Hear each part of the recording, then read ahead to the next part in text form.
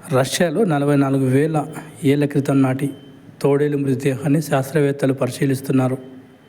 ఆ కాలంలో ఆ తోడేలు తీసుకున్న ఆహారం, జీవన శైలి వంటి అంశాలపై శాస్త్రవేత్తలు అధ్యయనం చేస్తున్నారు.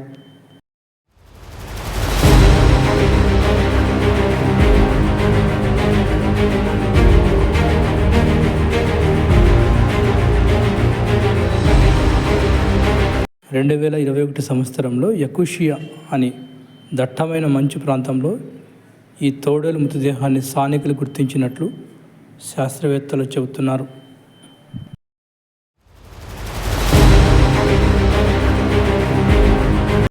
ఇక్కడ -64 ఉష్ణోగ్రత ఉండడంతో ఇప్పటికీ తోడేలు మృతదేహం పాడవకుండా ఉందని స్థానికులు చెబుతున్నారు. మంచులో చిక్కుకుని తోడేలు మరణించి ఉండవచ్చని శాస్త్రవేత్తలు భావిస్తున్నారు.